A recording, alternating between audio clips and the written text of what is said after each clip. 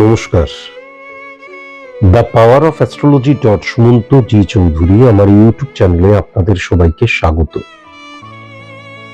আমি এখন আলোচনা করব সিংহ রাশি নিয়ে।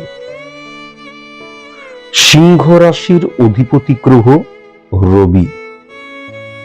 যদি খুব ভালো মতন লক্ষ্য করা যায়, শুক্রাদিত্য যোগ সৃষ্টি করেছিল রবি। আজকের দিনে দাঁড়িয়েও কিন্তু যে রাজযোগ তার শক্তিশালী, মানে আরো শক্তিশালী হয়ে উঠছে সেই রাজযোগ, এবং আরো শক্তিশালী হয়ে উঠছে রবির অবস্থান। এখন ইম্পর্টেন্ট ফ্যাক্টর যেটা হচ্ছে যে রবির অবস্থানটা উচ্চস্থ হয়ে উঠছে কেন। প্রথমত, উচ্চস্থ রবি এবং উচ্চস্থ শুক্রের একত্রীকরণ শনির ঘরে শুক্রাদিত্য যোগ সৃষ্টি করেছিল, এবং শনিকে যদি খুব ভালো মতন দেখা যায় তাহলে বৃহস্পতির ঘরে রয়েছে। শনির এই অবস্থানকে নানা মুনির নানা মত। অনেকে বলছে খুব খারাপ, খুব খারাপ, ডেঞ্জারাস, কিন্তু আমি বলছি খারাপ নয়। কেন খারাপ নয়? কেন খারাপ নয় জানার জন্য ওই বসে রইলাম বুজুম ভাজুম দিলাম করলে চলবে না, স্টাডি করার প্রয়োজন। জানিয়েও আমি আলোচনা করেছি। 18 অক্টোবর রাত 9:39 মিথুন রাশি থেকে কর্কট রাশিতে বৃহস্পতি যখন ট্রানজিট করেছিল, বৃহস্পতি কিন্তু আবার বক্রী হয়ে 5 ডিসেম্বর ওই মিথুনের ঘরেই ফিরে গেছে। কিন্তু যখন ট্রানজিট করেছিল ওই 18 অক্টোবর, তার 2-1 দিন আগে, আমার মনে আছে আমি প্রেডিকশন করে বলেছিলাম, আপনারা the power of astrology Sumanta ji Chowdhury এই চ্যানেলটিতেই দেখবেন, সেখানে বলা আছে এই বৃহস্পতি এবং শনির একত্রীকরণ, মানে বৃহস্পতি শনিকে পজিটিভ করে দিল যখন ট্রানজিট করলো। কয়েকটা দিনের ট্রানজিট ছিল, কিন্তু এই যে শনি পাওয়ারফুল হয়ে গেল, শনি পাওয়ারফুল হওয়াতেই তার দৃষ্টি কি 3-7-10 3 নম্বর ঘরটা মিনের ঘর, সেখানেই কিন্তু এখন শনি বিরাজ করছে। আবার সমসপ্তমী কিন্তু ফিজিক্যালি বৃহস্পতিকে কিন্তু উচ্চস্থ করে দিয়েছিল। সুতরাং যারা বলছে যে বাবা মিনে শনি বসে রয়েছে এবং শনির তো মারাত্মক নেগেটিভ ফল, চ্যালেঞ্জ করলাম। আসলে অশিক্ষিত, নির্বোধ এবং সাবজেক্ট সম্পর্কে যারা জানে না তাদের সাথে এত আমি চ্যালেঞ্জ করি না, তাই জন্যই বেশি এখন আর চ্যালেঞ্জ করি না। কিন্তু শনির নেগেটিভ ইনফ্লুয়েন্স কখনোই হতে পারে না। কিন্তু শনি যখনই পজিটিভ থাকে, তাহলে শনির ঘরে আর শনি যদি পজিটিভ না থাকতো তাহলে শুক্রাদিত্য যোগ সৃষ্টি হতো না। সুতরাং কুম্ভের ঘরে 4 তারিখ থেকে, অর্থাৎ আজকে বোধহয় 3 তারিখ, কাল থেকে 4 ফেব্রুয়ারি থেকে 14 মার্চ পর্যন্ত অত্যন্ত পজিটিভ সিচুয়েশন ক্রিয়েট হচ্ছে। তাহলে রবি এখন পজিটিভ হয়ে রয়েছে, কিন্তু মাথায় রাখার প্রয়োজন আছে জানুয়ারি মাস বা ফেব্রুয়ারির এই 4 ফেব্রুয়ারি থেকে 14 মার্চ পর্যন্ত যে পজিটিভ সময়, সেটা সিংহ রাশির ক্ষেত্রে পজিটিভ জায়গা। আমি আলোচনাটা আজকে সার্বিক মতেই করছি, পজিটিভ জায়গা, কিন্তু গোল্ডেন সময় নয়। আমি যদি খুব ভালো মতন লক্ষ্য করি, 29 এপ্রিল থেকে 22 মে, জানুয়ারি, ফেব্রুয়ারি, মার্চ, এপ্রিল, মে, এই যে সময়টা, এই সময়টা কিন্তু সিংহ রাশির জাতক জাতিকাদের ক্ষেত্রে একদম গোল্ডেন সময়। গোল্ডেন সময় মানেই আমার জীবনে অটোমেটিকলি আমি সফল হয়ে যাব, অটোমেটিকলি আমার যে জাগতিক সুখ ভোগ করতে শুরু করব, তা নয়। গোল্ডেন সময়টা তখনই বলা হচ্ছে, বা তখনই আমি বলি, যখন 2 বা 3-এর অধিক রাজযোগ সৃষ্টি করে।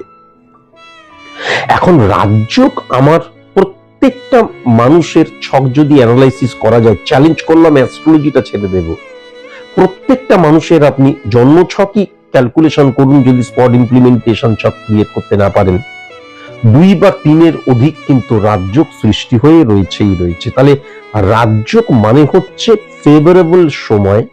আমি একজন বোলার, আমার একদম দেখা যাচ্ছে বোলিং পিচ, এবার আমি কেমন ভাবে বল করছি, আমি কতটা সফল হচ্ছি আমার স্কিলের উপর যেমন নির্ভর করে। সেরকম দেখা গেল যে আমার প্রথম ওভারেই 2টো ক্যাচ মিস করলো, কভারে আর স্লিপে।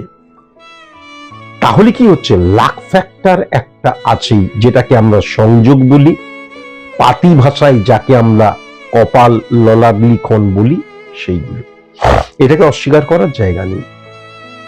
কিন্তু স্কিলেরও প্রয়োজন রয়েছে। তাহলে ইম্পর্টেন্ট ফ্যাক্টর যেটা হচ্ছে, কেবল বোলিং পিচ ভালো, আমি ভালো বল করতে পারি, সেই দিনটা আমার হয়ে গেল, ম্যান অফ দি ম্যাচ আমি হলাম, নট নেসেসারি, নাও হতে পারে। তাহলে সেক্ষেত্রে আমি যখন প্র্যাকটিস করেছি বা আমার প্র্যাকটিসে আমি কতটা নিজেকে নিয়োজিত করেছি, লেন্থ কতটা আমি সঠিক মতন আমার আওতার মধ্যে আনতে পেরেছি, আয়ত্তের মধ্যে আনতে পেরেছি, ভেরি ভেরি ইম্পর্টেন্ট। তাহলে এই যে রাজযোগটা বা গোল্ডেন সময়টা সৃষ্টি হচ্ছে, সে তার মানে হচ্ছে তোমার ফেভারেবল যে সময়টা, তার অর্থ এই নয় এই সময়টাই তুমি সফল হবেই। যদিও আমি এটা একটা সার্বিক মতে আলোচনা করছি, স্পেসিফিক ভাবে যদি জানতে হয় তাহলে অবশ্যই আমার চেম্বারে আসতে হবে, আমার চেম্বার ফিস অনেক। এবার আপনি যদি মনে করেন শুনলাম শুনে বাড়ি চলে গেলাম নিয়ে বসে রইলাম, হবে না। একজন সায়েন্টিফিক অ্যাস্ট্রোলজার, প্রেডিক্টর, সমাজ সংস্কারক নয়। আপনার পজিটিভ সাইড নিয়ে তিনি আলোচনাই করবেন না, তার কারণ পজিটিভ সাইডকে রেকটিফাই করার প্রয়োজন পড়ে না। আপনার নেগেটিভ সাইড নিয়েই কিন্তু তিনি আলোচনা করবেন। আপনি শুনলেন এবং এতটাই সিরিয়াস হতে হবে, বাই হুক বাই ক্রুক ঘটি বাটি বিক্রি করে হলেও সেই নেগেটিভিটিকে আমি অফ করব, এতটাই যদি সিরিয়াস আপনি হন তবেই আমার কাছে আসবেন। তা না হলে বেকার অর্থ খরচ করতে আমার কাছে আপনি আসবেন না, কেমন? তাহলে ইম্পর্টেন্ট ফ্যাক্টর যেটা লক্ষ্য করা যাচ্ছে, আমি গোল্ডেন সময়, প্রথম যে গোল্ডেন সময় সেটা বললাম, সবচেয়ে ইম্পর্টেন্ট ফ্যাক্টর যেটা, যে কেতু মানে কি ছায়া প্ল্যানেট, ক্যালকুলেটিভ প্ল্যানেট, তার নিজস্ব কোনো পাওয়ার নেই, পাওয়ারফুল কোনো গ্রহের আন্ডারে সে পাওয়ারফুল হয়ে যায়। তাহলে এই ক্ষেত্রে খুব ভালো মতন যদি লক্ষ্য করা যায়, রবির যে ফাংশনটা রয়েছে, উচ্চস্থ অবস্থায় কিন্তু বৃহস্পতি মঙ্গলকে হিট করছে। মানে যদিও অগাস্ট মাসে আমি 2-3 দিন লক্ষ্য করতে পারছি, কিন্তু সেটা আমি বলছি না, পরবর্তীকালে কিন্তু অক্টোবর মাসটা very very important. 5th October থেকে 17th অক্টোবর অত্যন্ত পজিটিভ। আবার যদি লক্ষ্য করা যায়, উচ্চস্থ রাহুর সাথে মঙ্গলের কানেকশন এবং চন্দ্র বৃহস্পতির অবস্থান রবিকে হিট করছে কিন্তু নভেম্বরের 17ই নভেম্বর থেকে 2রা ডিসেম্বর পর্যন্ত। এটাও কিন্তু একটা গোল্ডেন সময়। আবার যদি লক্ষ্য করা যায়, আমি যদি 31 ডিসেম্বর পর্যন্ত ধরে ক্যালকুলেশন করি, তাহলে কিন্তু 22 ডিসেম্বর থেকেও, যদিও সেটা জানুয়ারি পর্যন্ত হচ্ছে, কিন্তু আমি নর্মালি যদি দেখি তাহলে 31 পর্যন্ত অত্যন্ত পজিটিভ সময় থাকছে। তাহলে এই সময়গুলো কিন্তু গোল্ডেন সময় লক্ষ্য করা যাচ্ছে। এই সময়গুলোকে অবশ্যই কিন্তু কাজে লাগানো প্রয়োজন। কাজে আমি তখনই লাগাতে পারবো যখন, বারবার ধরে বলেছি, success is the maximum utilization of ability that you have. আমি যে সফলতাটা চাইছি তার জন্য আমি নিজে কতটা প্রস্তুত। আমার প্রস্তুতির মধ্যে যদি কোনো রকমের খামতি থেকে থাকে, তার কারণ কি, অ্যাস্ট্রোলজিক্যাল প্ল্যানেট রিপ্রেজেন্ট করে আমার হরমোনকে। সুতরাং নেগেটিভিটির, আমাদের যে প্ল্যানেটরি সিচুয়েশন, নেগেটিভ সিচুয়েশন বা নাক্ষত্রিক যে নেগেটিভ সিচুয়েশন, সেটাকে কখনো ইনক্রিজ করতে দিতে নেই, ইমিডিয়েট সেটাকে অফ করার প্রয়োজন।